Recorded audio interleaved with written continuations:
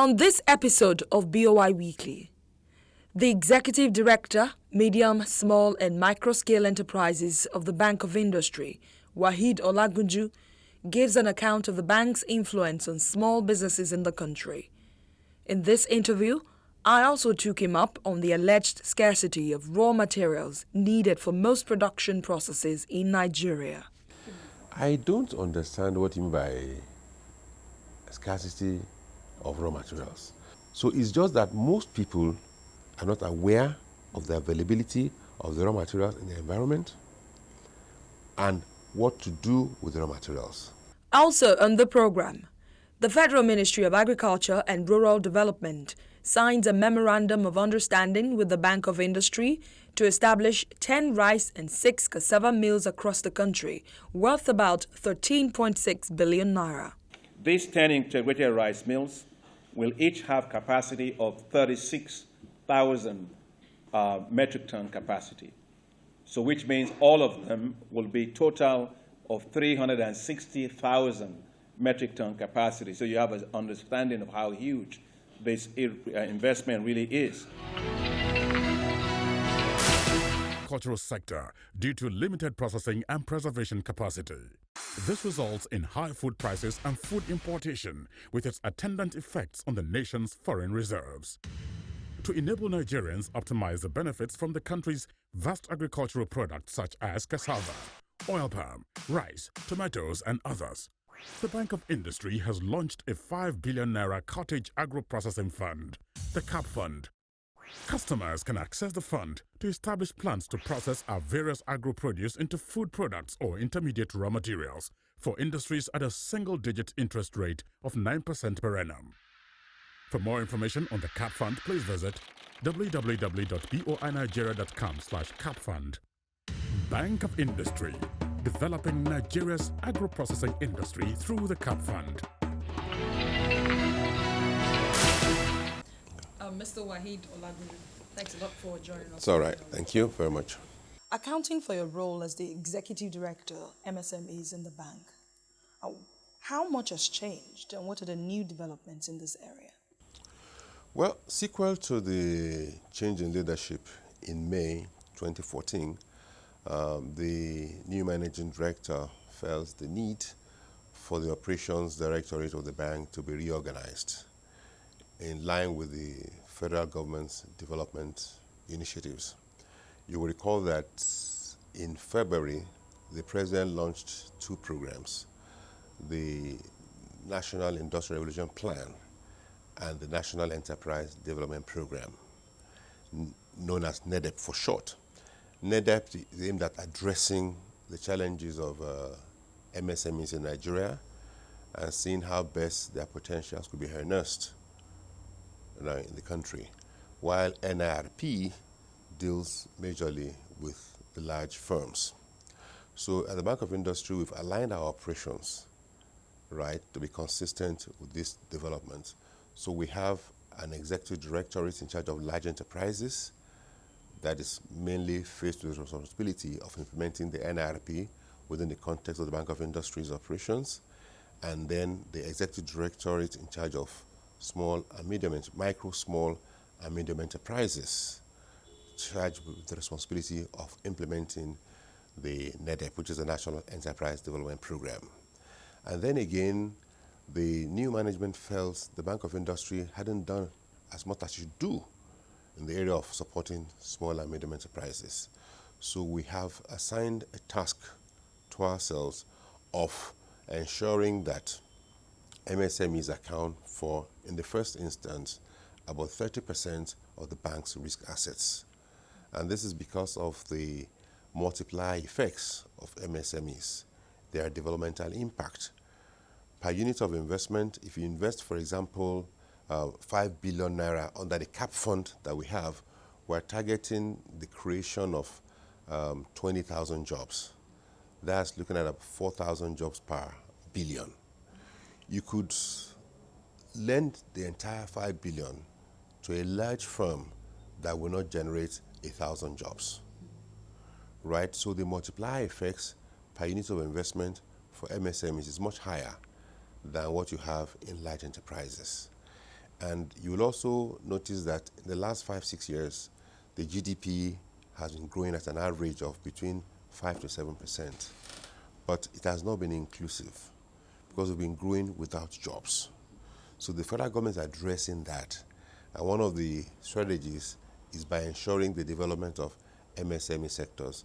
Because for every project you finance in the MSME sector, you create about 4 jobs, direct jobs. And then for each venture, you have indirect jobs arising from those who supply input to the firm and then those who also distribute the product of that firm. So you're looking at direct and indirect jobs when you finance MSME. So the multiplier effects are much, much higher. And it's only by when jobs are created that our people can earn employment, can earn income.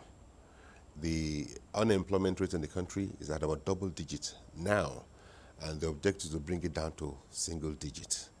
So we're looking at about 10 to 12 million people unemployed, looking at the workforce about 40 million. Although our population is 170 million, but those who are actively seeking engagement, seeking employment, according to the ILO definition, are about just 40 million of that. And a lot of them are youths who have just left school and don't have jobs. But a lot of them can do well by being entrepreneurs in the MSME space. So we're trying to ensure that we give them as much support as possible to become entrepreneurs in the MSME space. So that's why the MSME Directorate was established. It has also been said that funding is no longer the #1 challenge of MSMEs in Nigeria, but managerial skills. Most of them lack managerial skills. How do you intend to fix this challenge? Well, it's true.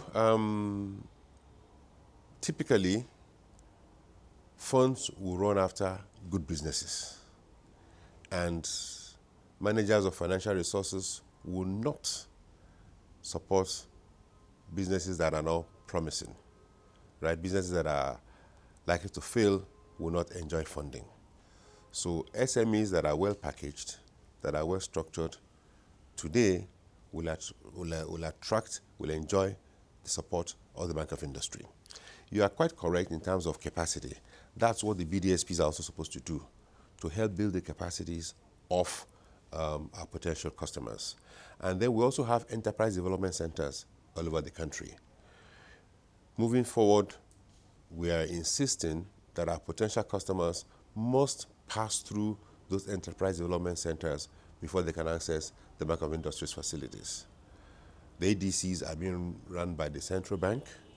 There are some by the Central Bank. There are some by the Pan-African University. And indeed, some other universities across the country also operate EDCs. There are many of them public sector owned, private sector owned.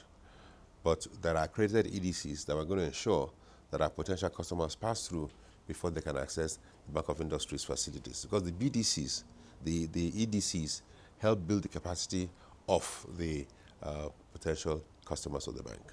I'll take you up on this question. It's about asking for collateral from small businesses.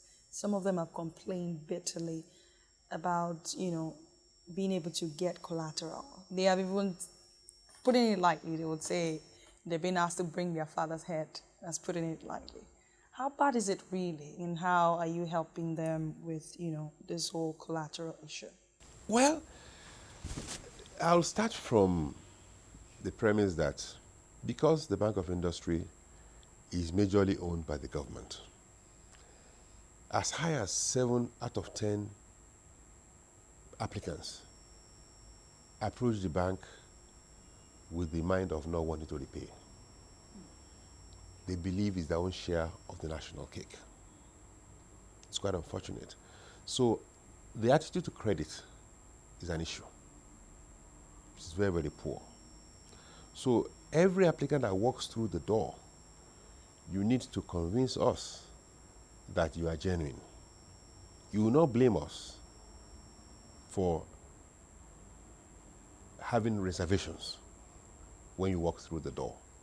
So you need to establish to us that you mean well and you actually want to properly utilize the fund and that you will repay.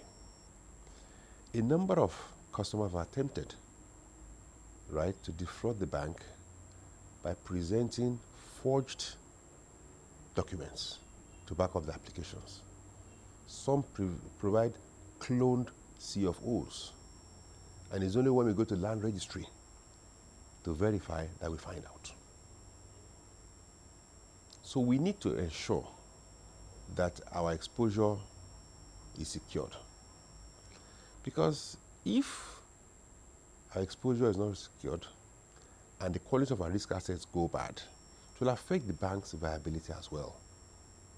Because it's only when we maintain very high quality risk assets that are performing, and what I mean by that is a higher number of customers who are repaying their loans to the bank. It's a bit difficult to achieve 100% in our environment. We have set a target of maintaining non-performing loans at single digit. It's tough, but it's doable. It's only when you have that going that the bank can be viable. The loans that are paid back to us will be revolved and then lent to others. And then we'll have a good balance sheet. We have good financials. It's when we have good financials that we'll also be able to mobilize additional funding from the public sector or from the private sector or for even the international development community, right? From the public sector, we manage funds for a number of federal government agencies. If we are not a healthy financial institution, they will not have a BOI to manage those funds for them. And at the state level, we have MOUs with about 18 state governments, and the number is increasing. We're in talks with all the state governments in the country. And our target is to ensure that all the 36 state governments and the FCT become the Bank of Industry's development partners. Before I move on to my next question, interacting with some of these entrepreneurs, some of them tell me that they source their raw materials locally, while more than 70% still have to import. And they say that if they're able to get their raw materials locally, it is better for the business. What is the Bank of Industry doing to help make sure that raw materials are readily available to the small businesses? I don't understand what you mean by scarcity of raw materials, because the Raw Materials Research and Development Council undertook a study. They set up a team headed by Professor Bamiro, the one-time Vice Chancellor of the University of Ibadan, and they were able to identify the raw materials available in each of the 774 local governments in the country, the agricultural and the soil minerals, right? So they are available.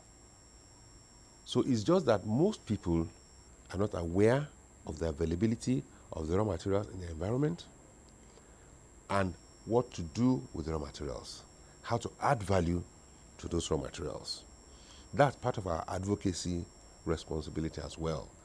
Under NEDEP, we are working together with the Small and Medium Enterprises Development Agency of Nigeria, SMEDAN, as well as the Industrial Training Fund, with a view to building the capacity of Nigerians, helping them to identify the raw materials in their localities. And we're also in partnership with the Raw Materials Research and Development Council. And then when those raw materials are available, how do you add value? The technology, right, you require. We are collaborating with a number of technological agencies in the country, including the FIRO, which is the Federal Institute of Industrial Research, and PRODA in Enugu, and other such research firms all over the country. There are a lot of technologies that have come out of FIRO that are now being used by entrepreneurs all over the country in the process of adding value to our cultural produce, cassava, plantain, yam, maize, etc. So it's a matter of enlightenment.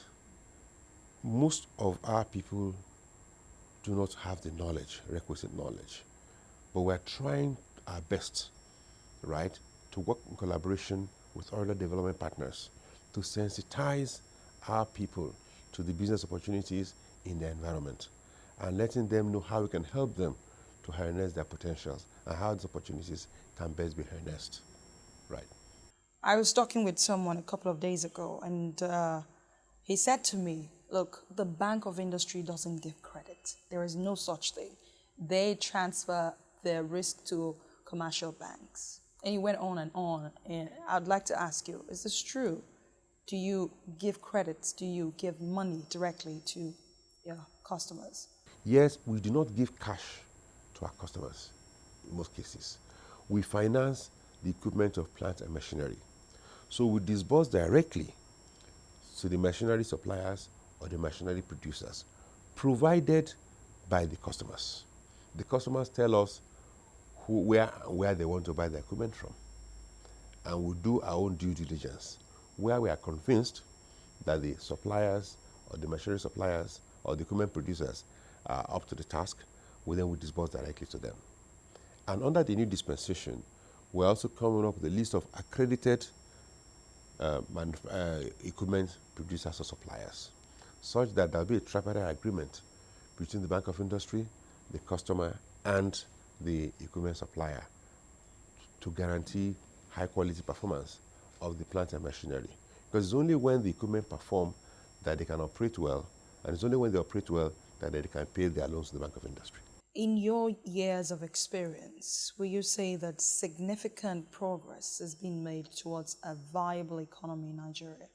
Of course, yes. Because if you look at the indices, they've been pointing northwards. Absolutely. Right? The indices in the last 5 years have never been as promising in the history of this country. They've recorded an average of 5 to 7% growth rate, where other countries have been undergoing recession, right? And globally, we are performing the global growth rate for global performance. Because the global economy, some years back, was receding, right? And most of the industrial giants were recording negative growth. But we've kept recording 5, 6, 7%. Right, like I pointed out earlier, it's just that the growth have not been inclusive. But we are taking steps to ensure that they become inclusive. Coming up on BOI Weekly, Federal Ministry of Agriculture and the Bank of Industry agreed to establish 6 cassava processing mills and 10 integrated rice mills across the country. Agricultural sector due to limited processing and preservation capacity. This results in high food prices and food importation, with its attendant effects on the nation's foreign reserves. To enable Nigerians optimize the benefits from the country's vast agricultural products such as cassava, oil palm, rice, tomatoes, and others, the Bank of Industry has launched a 5 billion naira cottage agro-processing fund, the CAP Fund. Customers can access the fund to establish plans to process our various agro-produce into food products or intermediate raw materials for industries at a single-digit interest rate of 9% per annum. For more information on the CAP Fund, please visit www.boinigeria.com/capfund. Bank of Industry, developing Nigeria's agro-processing industry through the CAP Fund.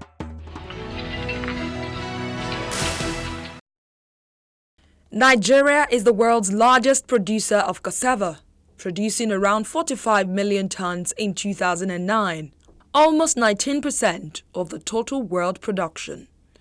Despite this, the nation is yet to make significant impact on the global cassava market, since most of the crop is consumed domestically. However, as the federal government continues to seek ways to diversify the economy, new initiatives aimed at increasing and improving cassava production are being introduced, including new ways to use the crop. It's the reason for this crucial meeting between the leadership of the Bank of Industry and the Federal Ministry of Agriculture and Rural Development. Here, the future of cassava and rice processing were discussed, including signing of a memorandum of understanding to establish milling factories across the nation. Over the last 3 years, a lot of activities have been undertaken to improve and increase local production of these items in Nigeria. We are now at a critical stage where there is a need for effective processing of the agricultural produce. And essentially what this MOU is going to address is the modalities for ensuring that these 16 companies materialize in the next few months. Meanwhile, the Minister of Agriculture and Rural Development, Mr. Akinwumi Adesina, explains why this step is taken at this time. We noticed that as we have been producing quite a lot of rice, we don't have enough mills to mill a lot of this rice. You go to Kebbi, you go to Sokoto, you go to Jigawa, you go to Bauchi, Gombe, you go to Kano, Kaduna, and even as far as in Abakaliki area, we're having a lot of rice being produced, but we're having a constraint in terms of having the integrated rice mills to mill it at global standard. And so it's very important for us to close the milling gap that we have as a country. And in closing that milling gap, it's not just about small mills, it's about having integrated rice mills. What I mean by that are mills that can take our own paddy rice in Nigeria and therefore process it into finished rice.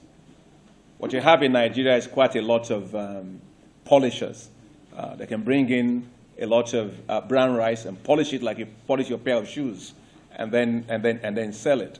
No, we don't want that. We want mills that can actually buy paddy from our farmers and then process that paddy. That is what creates jobs for our own farmers in the country. The minister also clarified the role of government in the running of these mills and how the nation has made significant progress in cassava flour production. When it comes to the issue of these rice mills, obviously the question will be, when you have all these rice mills, is it government rice mills or is it private sector? The government has no role there. For private sector investors to invest in these mills and run it as a totally private sector-driven operation. When it comes to the issue of the policy on cassava flour and the wheat flour, we have made tremendous amount of progress on this as well. As we speak, there are several bakeries in the country that are making cassava bread, but there are so many of those supermarkets that are doing it across the country. We have trained and continue to train thousands of master bakers to be able to do the cassava bread. And I'm very happy to inform you that every single bag of flour that you buy in the country today, when you say you buy flour, has already inside of it high quality cassava flour. Every single bag of it. I thought you were going to be happy with that. So whether you're asking the minister, where is my cassava bread? Well, whether you like it or not, every time you put that flour right into the oven, you are eating exactly cassava bread.